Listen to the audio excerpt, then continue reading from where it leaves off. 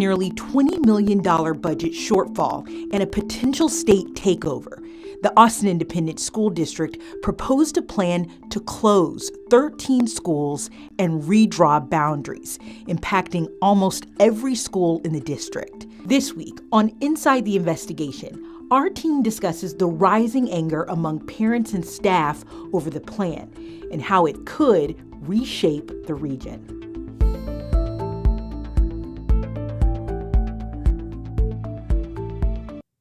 Thanks for joining us. You're listening and watching Inside the Investigation. I'm Kelly Wiley, and with me in the studio this week is digital data reporter Christopher Adams. Christopher, good to see you in the studio again. Good to see you, Kelly. Thanks for having me. All right, so last week, Austin ISD unveiled this long-awaited plan for closing schools. And we've known for a long time that this was coming. For months, district leaders were hinting at consolidation, really in order to tackle this deficit that they have, this shortfall. But 2 months ago, the district said they were for sure going to close schools, and they gave a clue as to how they were going to decide which ones to close. Right, so the district unveiled a score system, essentially, for every campus. This was back in August, where they graded each school, but not by academic standards. Instead, they were looking at things like capacity, how over-enrolled or under-enrolled was a specific campus.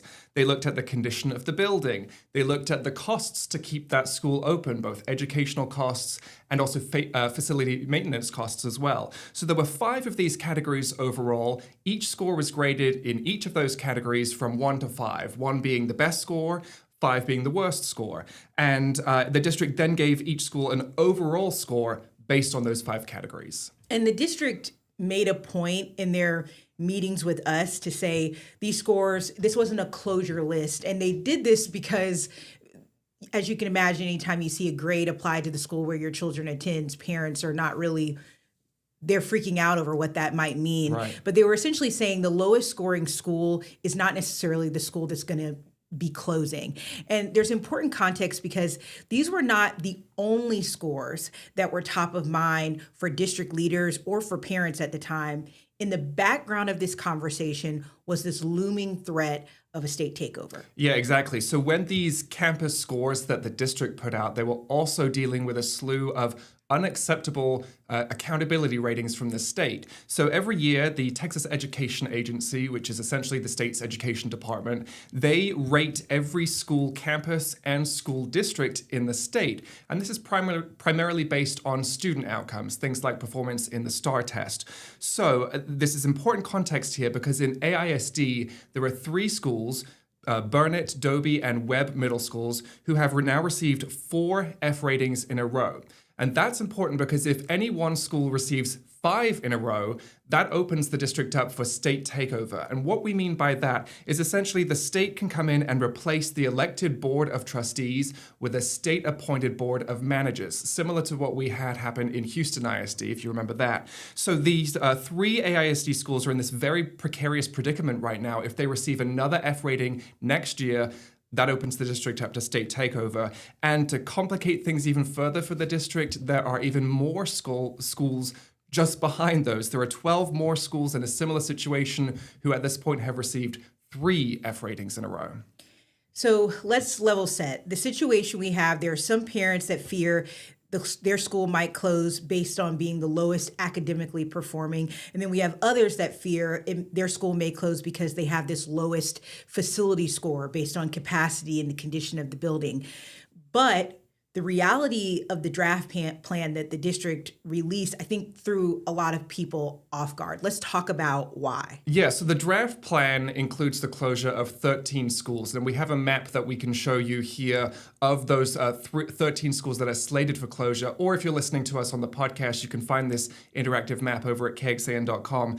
2 of the schools are middle schools, 11 are elementary schools, including one that is a Montessori school.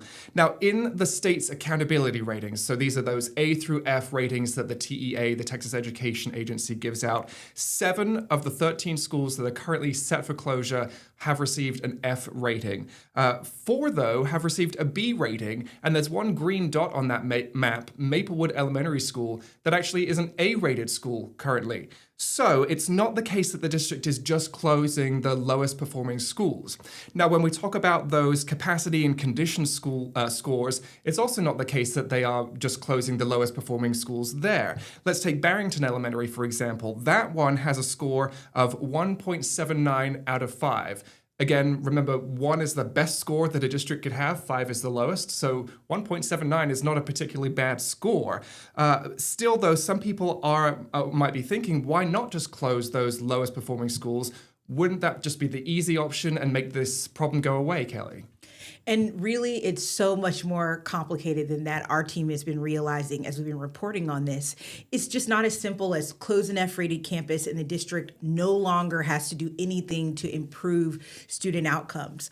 When a school gets 3 Fs, and we've talked about this before, they have to develop what's called a turnaround plan, and that's a state requirement. And they can be quite disruptive. We've seen that with Dobie, Webb, and Burnett, where they had a lot of staff take turnover because as a part of the turnaround plan, the districts have to establish new requirements for what it means to be a highly effective teacher. And then they have to run that plan by the state and get approval. And we saw when they set that for Dobie, Burnett, and Webb, that meant that a large part of their core teaching staff could no longer stay at that school and either had to find new placements within the district or resign and find a new job outside of the districts. It can also mean more resources for the school. In fact, in these cases, it's definitely going to mean more resources for the school. That's also a part of the turnaround plan. So according to AISD, the current turnaround plans at the 7 F-rated schools that are set to close, whatever turnaround plan is developed for those schools will follow the students to their new campus. So for example, Martin Middle School, they're on their 3rd F. They're going to need a turnaround plan, and it's now set to close. So according to the plan, students currently at Martin will go to Keeling, Lively, and Marshall Middle School. They'll go to one of the 3. Those will be their new zone schools.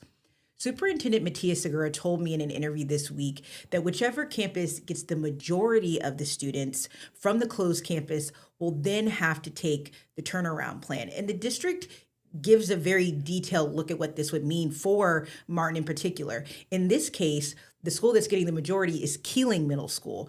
What's very interesting is Keeling is an A-rated campus. So imagine this plan gets approved as is, which they've said many times is they're open to tweaks. If this plan happens as is, you're going to have an A-rated top performing school in the district that's going to get a turnaround plan as though they've had 3 consecutive Fs. And I think that's what's kind of not sitting well with families. Right, a red flag, especially for those families at Keeling, which is A-rated. You mentioned these turnaround plans can be very disruptive for these schools. You did speak to Superintendent Segura about this and specifically about the Marshall and Keeling middle school situation. What did he have to say about that? He told me in this case, they are likely to develop a turnaround plan that accounts for the fact that the school may already be high performing because it's A-rated. When we think about Keeling, for example, Dobie, Burnett, and Webb, that wasn't the case. 4 consecutive Fs, and they really needed to improve, and they had this state required plan. So unlike Dobie, where they lost 84% of their core teaching staff, had to appoint a new principal, the change at Keeling, according to what the superintendent says, under this plan probably would not be as significant, but we really won't know until the turnaround plan is drafted and accepted by the state. And we should also point out that there are other examples where if these schools close, students will go from an F-rated campus to a B campus. So maybe not an A, but a B is certainly not underperforming. We've also seen questions about what happens to the bond money allocated to these schools. I can't tell you how many times we've had parents reach out about this because bond was a hot topic at one point. Voters approved a $2.4 billion bond in 2022 to repair, modernize, and rebuild aging schools across the district. Of that, almost $190 million was slated to go to the 13 schools that are under this plan expected to close. Christopher, break down what's going to happen to that money and what the district is telling us about that. Yeah, well, KXAN's education reporter Nabil Ramadan looked into this on Thursday evening. It's a complicated issue because that almost 190 million slated to go to these 13 schools, some of that money has already been spent.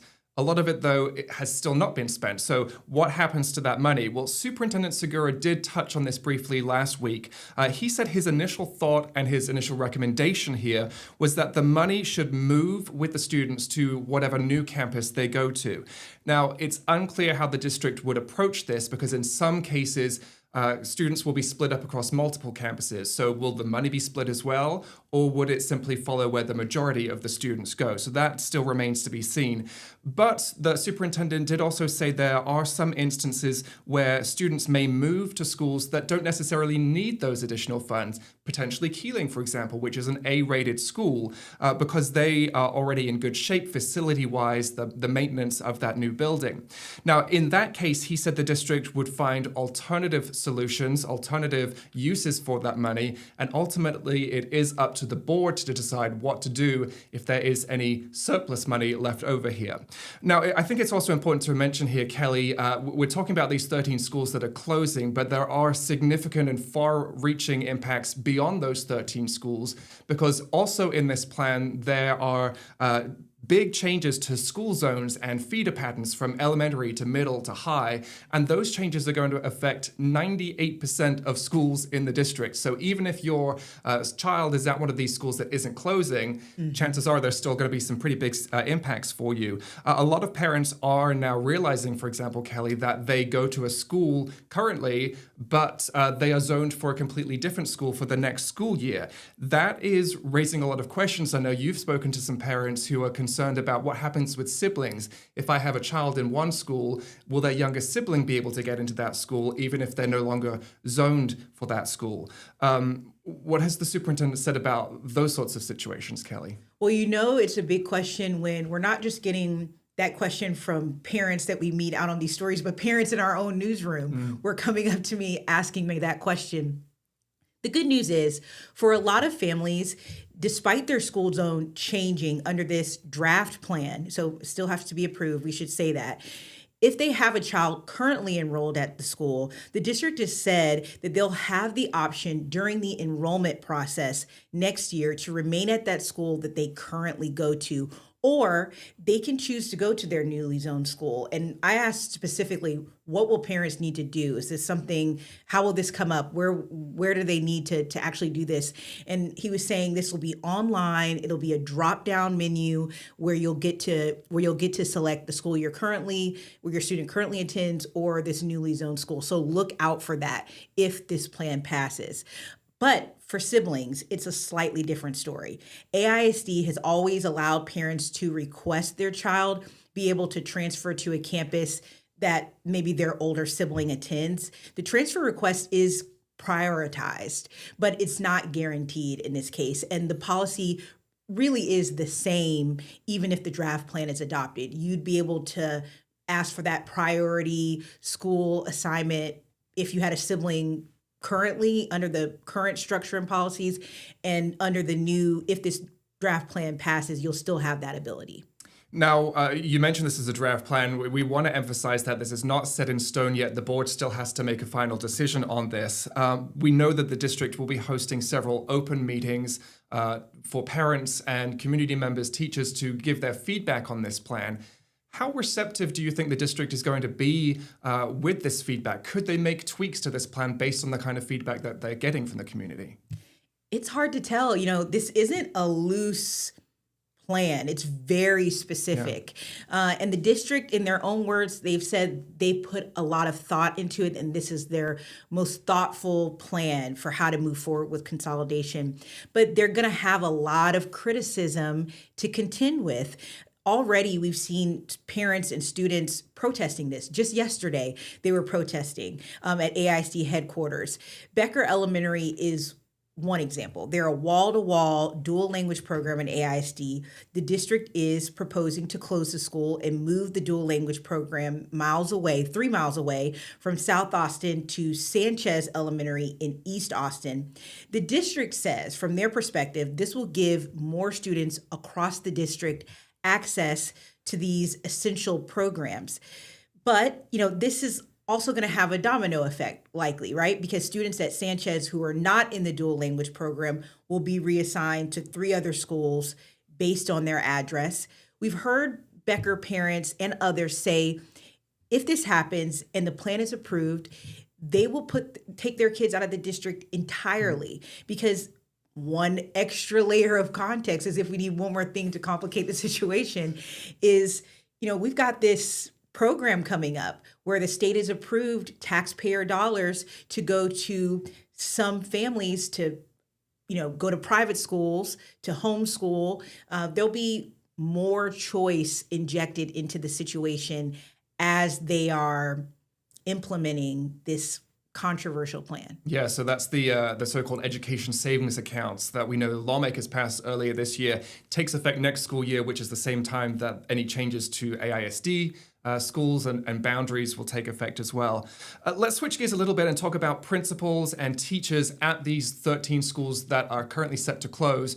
Do we know what will happen to them? Will there be any layoffs here? Right, that's the other fear there, the teachers knowing what turnaround plans look like at other campuses, but then also consolidation in general. The idea is there would be less campuses. So the superintendent told me he can't guarantee that there won't be any job loss as a result of this plan if approved, but he says it's their intention to find a new place for every staffer that is displaced. He said they're freezing hiring at the district office to create more landing spots for teachers who might lose their position. And they're not going to look at external hires until April to give staff more time to interview with other campuses and kind of find their spot. So he was really adamant in our conversation that he thinks that there can be a place for everyone, but he's also factoring in natural attrition, people that retire, people who might just resign. Yeah. What about the buildings themselves? We know the major reason behind this push to consolidate is the budget deficit, the $20 million budget deficit. If a campus closes, can the district just sell off those buildings and help with those budget issues? Well, the plan says that for each campus, district staff will make a recommendation to the board by the end of this school year about whether to reuse it or to lease the building or sell it.